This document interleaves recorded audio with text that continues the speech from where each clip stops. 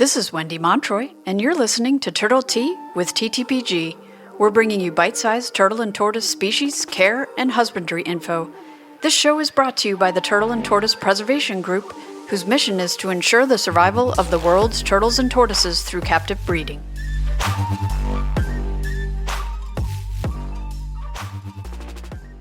All right, we have a very special episode today. Turtle Tea is happy to participate in the 4th edition of Podcast-thon. For 1 week, thousands of podcasts highlight a charity of their choice. Since TTPG is a registered nonprofit, basically every episode we do supports a charity, but this is a special opportunity for us to celebrate. Today we are talking to Cameron Lamb about three-toed box turtles. Cameron is a TTPG board member and runs the CPP, our propagation program, and our rescue program. Thank you so much for joining me today. I feel like you're the perfect person for our podcast-thon episode. Thank you so much for having me. I know we've talked about it for a little while. I'm excited to be able to be a guest on it now. Well, we did kind of an informal poll to see what species people really wanted to hear about, and it was overwhelmingly box turtles. So I appreciate you talking to me about them today. That's understandable. They're great. So we're talking about three-toed box turtles, which is Terrapene triungus. Is that right? Yeah, Terrapene, Carolina, Triungulis, or Mexicana, depending on which papers you're reading. When I was doing research, it looks like it changes a lot. So I figured I would ask you, can you tell me how you got started with this species? Yeah, so I'm originally from California, and I grew up keeping turtles, tortoises, lizards, snakes, reptiles of all kinds. And when you do that, you're kind of seen as, the kind of the weirdo, or you gain a reputation of being the reptile guy. So as time progresses, people acquire animals or find a turtle or a tortoise here and there, and somehow they make it over to the reptile person. So I acquired a lot of animals as a young kid, and box turtles were always a part of that. Three-toed box turtles being probably one of your more centralized species of the U.S. They're kind of all over in terms to the pet trade, or just in people's backyards. They're a pretty common species. So that was one that I had gotten early on as a kid. Okay. So let's take a quick look at their natural history. Their range is the Florida Panhandle to East Texas and then north to Kansas and Missouri. It looks like they overlap with several other box turtle species. You can correct me if I'm wrong, but it looked like ornates, eastern, and Gulf Coast kind of touched on their range. Does that sound right? Yeah, they're in a lot of pockets throughout the U.S. So they might occur in Missouri or Texas or Oklahoma, but they're kind of spread out within certain zones within the states, and they do overlap with quite a few different species. Ornata is probably the most common that you'd see overlapping, but they also occur where both Gulf Coast do, even Florida's and so forth. So they have a large range, but it's definitely specific to the habitat throughout those states. Do you know if there are naturally occurring intergrades between the species? Yeah, and I think that's why a lot of the confusion comes into play. They're called three-toed box turtles, but it's not uncommon for them to have 4 toes. And I think a lot of that does have to do with that overlapping, those intergrades that you'll see. Triungus, the word itself, tri means 3, unguis means claw. So that's how they kind of got their name, but it's not always a defining characteristic of a three-toed box turtle. Okay.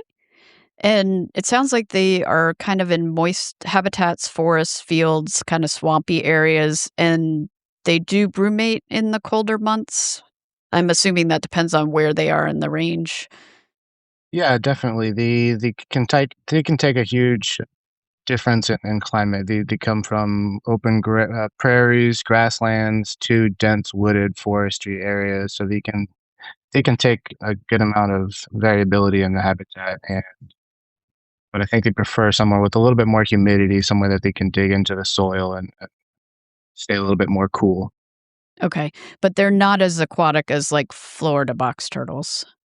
No, definitely not. Yeah, Florida box turtles, Gulf Coast box turtles, those guys are regularly seen in streams and ponds. These guys will typically take advantage on a hot day and cool off in a body of water, but that's probably not where you're going to find them. Okay. So let's talk a little bit about the legality of keeping them. I, from my research, it looks like it's state to state, basically. I know Florida has the very strange possession limit of 2 box turtles per person per household for any of the North American species. But oddly enough, it looks like you're still allowed to take them from the wild, limited to 1 per person per day, which seems really strange as a way to protect them. Yeah, it's weird. Arizona, for example, is very similar to Florida. You know, you can only own two of our desert ornates per adult or per household up to 4, but that's kind of an outdated law, and you were supposed to have been grandfathered in.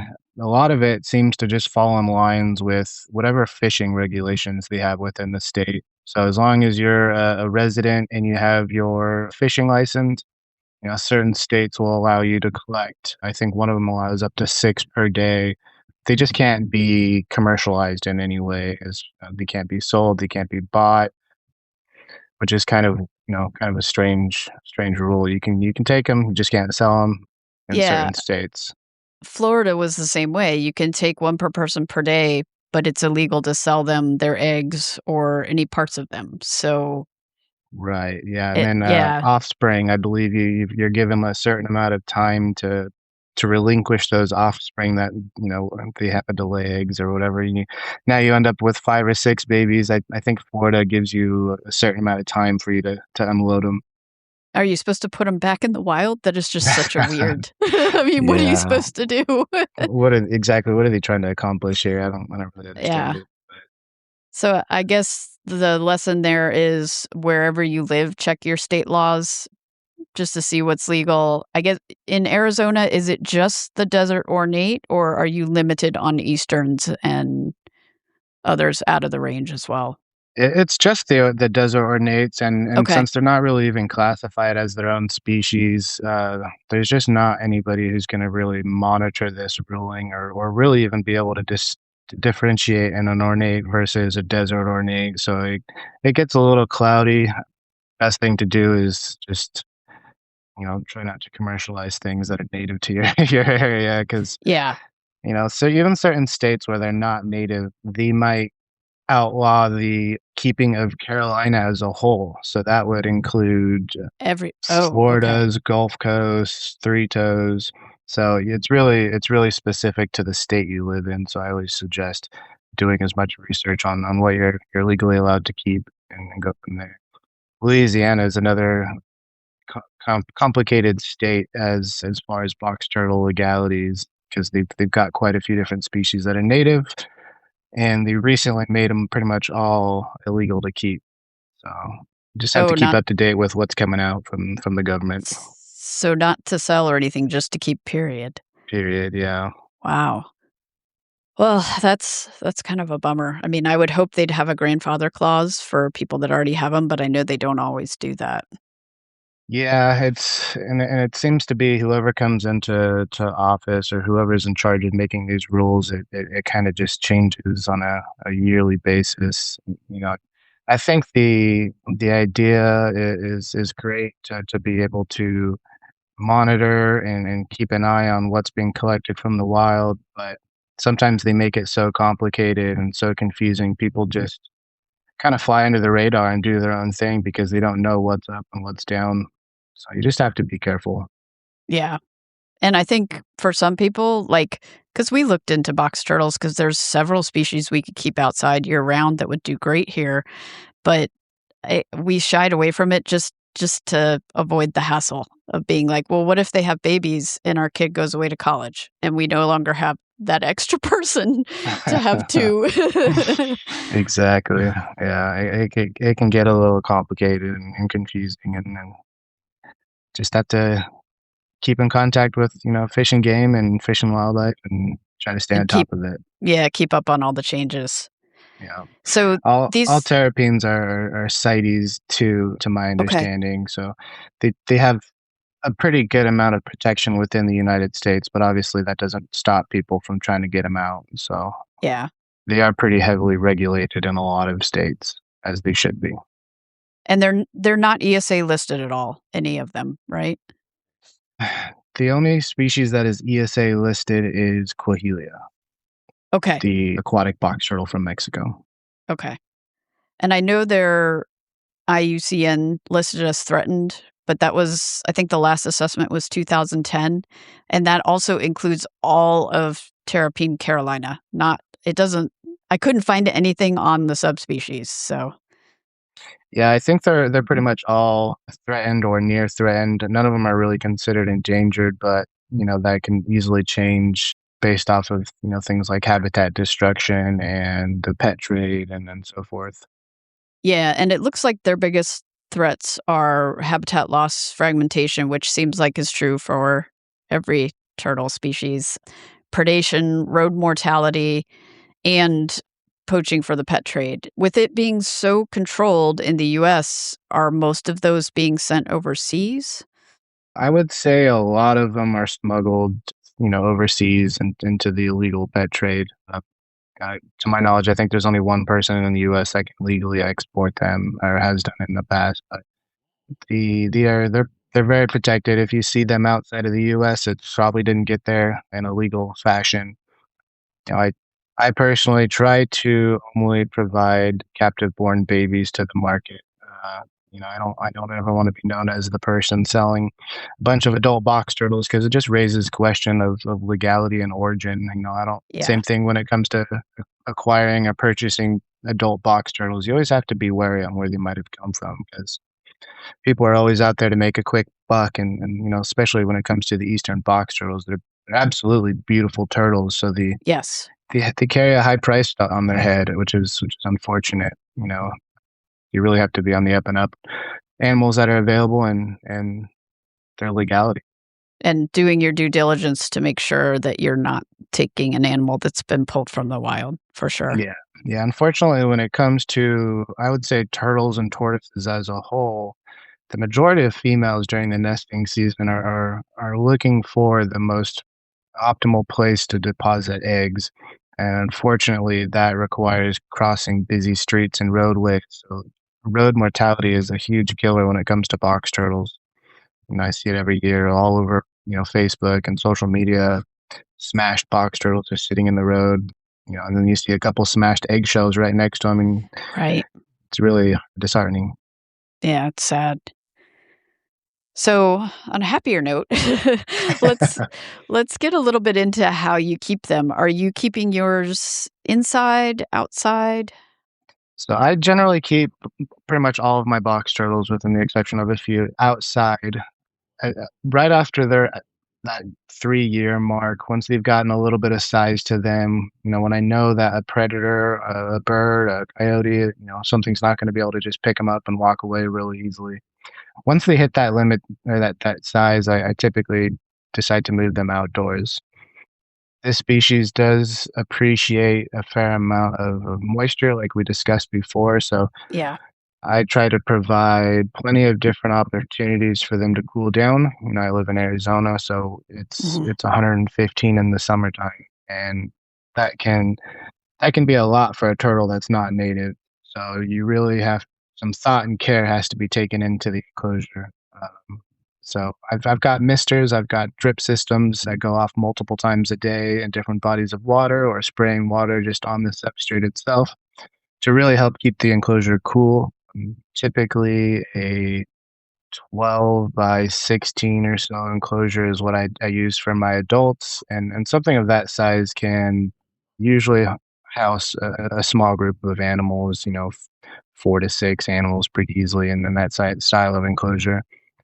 With any turtle and tortoise, the biggest thing that I try to provide are visual barriers. If you've got an aggressive male or some males that are combating for a female, that smaller male, that loser of the group is going to need somewhere to go and then kind of cool off and hide from the aggressor. So providing a lot of visual barriers, areas for them to dig into the substrate, go underneath a log, somewhere where they just feel safe. That's the biggest thing when it comes to turtles. box turtles specifically, when they're a baby, everything wants to eat them. As they get Yeah. older, they're there to survive, but they do need some special accommodations depending on where you live. Do you heavily plant their enclosures? Because I would assume that would help with humidity too. It does. That can also be a little bit of a challenge here in Arizona is finding the Yeah. right plants that can actually survive. Being a box turtle, they're not going to mow down whatever you put in there, so they're a little Mhm. easier to put plants in the enclosure. Probably a little different than like a yellowfoot or a testudo that's just going to want to eat every plant you put in there. So it's not too terribly difficult finding plants that you can throw in the enclosures, but getting them to survive in the Arizona heat can always be a challenge. So really just trying to create micro habitats, being able to spread or to have different layers of shade. If you can give them a tree and then some bushes underneath that tree and some bushes underneath that bush, then you've got different layers of shade that really keep the enclosure cool, but also helps to keep the animals happy. They feel secure. They're not exposed to the bright hot sun and whatever's flying above them. Yeah, I think that's something that's super important for, Florida and Arizona, anywhere where the sun is really strong. That's something I learned when I moved here, that it's not just shade, it's deep shade. Like you were saying, that's from they're under a bush, under shade cloth, and then under a tree so that, they're Yeah, not that getting blasted. definitely helps reduce the temperature, Mhm. and as well as just making them feel secure. What are you feeding them? That's the great thing about box turtles is they pretty much eat everything, both omnivores and opportunistics. They use those eyes to find whatever type of movement is within their enclosure, whether it's a grasshopper that made the wrong move and landing in the enclosure, or an earthworm across the pen. They really are good at seeing those prey items and running towards them as fast as they can. But typically, I feed a lot of protein matters. Like I'll give them turkey, chicken, beef heart. I'll cut up salmon. I'll cut up different types of fish, as well as earthworms, mealworms, hornworms. You name it, they'll eat. But they also will eat greens. They'll eat lettuces. They'll eat veggies such as squash, sweet potato, grapes. They'll literally eat everything. So it makes them really easy to take care of. Babies probably aren't gonna go want to devour a piece of lettuce that you put in the enclosure, but as they get older, as they realize that, hey, it actually tastes pretty good, they'll start to develop a habit for eating pretty much everything that you offer them. That's pretty nice. You can use them as garbage disposals from your food from all your other animals. Exactly, yeah. I also think it's good to give them whole protein or whole animal matter. For example, you can feed them baby quails, you can feed them baby mice, whatever you decide to give them, they'll eat. Giving them that whole prey, though, I think is important. That way they're getting every aspect of the animal and not just the clean fillet of the fish or, Right. the processed turkey. Do you do any supplements? Yeah, I use calcium supplements and different vitamin powders and things like that as I prepare items. I'll usually use a small tray, or I'll use a small flat rock, and I kinda use that as the dinner plate. And then as I'm able to prepare meals that way, I can also dust some calcium supplements on there. I've given them Cuttlebone, but it's never really been a favorite of theirs. They're not really running after it as readily Like as some of tortoises the other would? Yeah. tortoises, yeah. So, try to trick them into eating things that they don't necessarily want to, but it's good for them. So, as adults, how kind of active or interactive are they? Are they hiding? Are they coming out to see what you're doing? It depends on the time of the year. For example, this Okay. year time of year, it's kinda cool. They're not really doing a whole lot. You'll see 1 or 2 out on a warm day, but, they prefer to be hiding and trying to stay warm this time of year. But in the middle of the summer is a completely different story. I can walk out and I'll have 4 or 5 of them sitting there waiting for me, and then once they see me, they'll instantly know, "Hey, this guy's gonna give me some food," and they'll start running. And I think that makes some people don't like that habit, but I think it makes a cool little turtle or a pet to because it makes you feel wanted. They come running for Yeah. you. So yeah, they can be very interactive. I will say the majority of the time they are looking for food though. So if you want something that it's coming to you because you think it wants pets or scratches, that's not the case. It's gonna Yeah. think you're feeding it and want to bite whatever you put in front of its face, including Fingers or fingers. ankles or Exactly. So, are they expensive or hard to find in captivity? Are people breeding them fairly regularly? Yeah, they are. I would say they're probably one of the most reproduced out of all the box turtles in the U.S. They can be really prolific. This species was a very popular pet in the 70s and 80s. So I think they're very abundant throughout the U.S. and in people's backyards and in their native range. They're pretty common turtle. You might spend 100 to 300 on a single animal depending on the size and the sex of it. So they're pretty readily affordable and readily available. Okay. Is there anything about them that would make you not recommend this species? Yeah, and that typically applies to babies or hatchlings. As we mentioned earlier, everything wants to eat a baby box turtle. It's the easiest prey item for just about any predator out there, from birds to raccoons to squirrels to coyotes to you name it.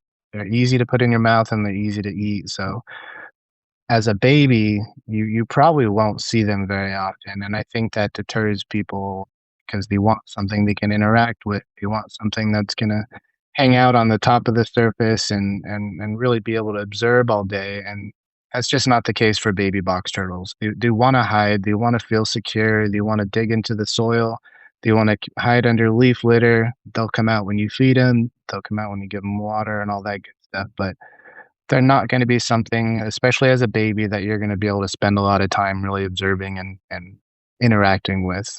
Once they get 3 or 4 years, they get some courage and they make a lot better pet, but I feel like a lot of people skip that baby era because they're just not as interesting, not as interactive.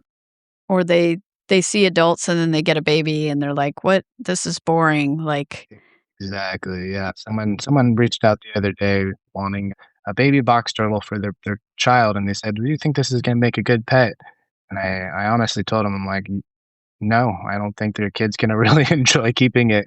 I yeah. would suggest maybe a testudo, a Russian tortoise, a Herman tortoise, a marginated, so it's gonna stay small, but they'll actually hang out and be out and on top of the substrate where you can see them and observe them and enjoy them. Yeah. Although, at least in my experience, all of the little babies I have are much more cautious just because Yeah, they are food items. So, yeah, exactly. I don't think a baby turtle or tortoise makes the best pet for any small child, but yeah. a kid with some responsibility and dedication can definitely make it work. Just take some education. Yeah. So, is their care similar to any of the other box turtle species that you keep? Yeah, I would say for the most part the care is almost the same for all of the species. You do have some that are a little bit more aquatic, some that are going to be a little bit more of a bully or a bruiser than others. For example, Gulf Coast box turtles, they can be out downright vicious to each other as adults. So certain care needs to be taken into certain species, but I would say it's pretty similar when it comes to baby box turtles across the board. They all have the majority of the same needs. Some of the more desert dwelling species like ornate box turtles or the desert box turtles, they might like it a little bit more, not as aquatic. They like open Uh-huh. barren land, but you really don't have to worry about that until they get a little bit older in age anyway. Do you know if this species has ever been offered on our surplus list or donated via the CPP? Yeah, absolutely. We've actually had both babies, juveniles, and adults offered throughout Oh, the wow. program. So they are a prolific species. Sometimes people have extra males because they're fighting, or some people are just producing a lot of babies that they want to unload. So yeah, we would definitely have gotten quite a few of them moved through the program. And for those of you who don't know what the CPP is, it stands for the Chelonian Propagation Program. It is a benefit to all members of the TTPG, and it furthers our group's mission of establishing assurance colonies for all species. Members can donate and receive animals through the program. So, is there anything on captive care that we missed that you think people should know? I just want to reiterate that babies definitely require some care. They dehydrate very quickly. You want to make sure you provide an ample supply of water or hydration for them. And once they get 3 or 4 years, they're pretty bulletproof. They're very easy to take care of, but that those first couple of years of life, you definitely need to put in some thought into the care of the animal. So I just wanted to reiterate that, but I Okay. think as far as that goes, I think we've covered it. Okay. And that's actually a good reminder that our next episode is going to be on three-toed box turtle breeding and hatchling care, so we can go more in depth into that. So that wraps up our special episode as part of Podcasthon. If you enjoyed it, feel free to visit www.podcasthon.org to discover many other charities through the voices and talents of other amazing podcasters. If you'd like to support TTPG and its mission, you can visit ttpg.org to donate, and we would love to have you as a member. Thank you, Cameron, so much for joining me today. And for our listeners, be sure to catch our next episode on breeding and hatchling care. If people have questions, where's the best place for them to find you? I'm pretty much all over the place, from the TTPG forum on Facebook to Instagram, Facebook, Cameron Lamb Exotics, or Cameron at ttpg.org. Okay, perfect. Thank you so much. Thank you for having me. Thank you for joining us for Turtle Tea with TTPG. Be sure to subscribe so you don't miss out. We're brewing up new episodes twice a month, every first and third Monday. If you have any questions or suggestions for future topics, you can reach me at wendy@ttpg.org or find me on the TTPG group discussion on Facebook. For full show notes, transcripts, and info about our guests, visit turtletea.org. Until next time, keep learning, listening, and loving those turtles.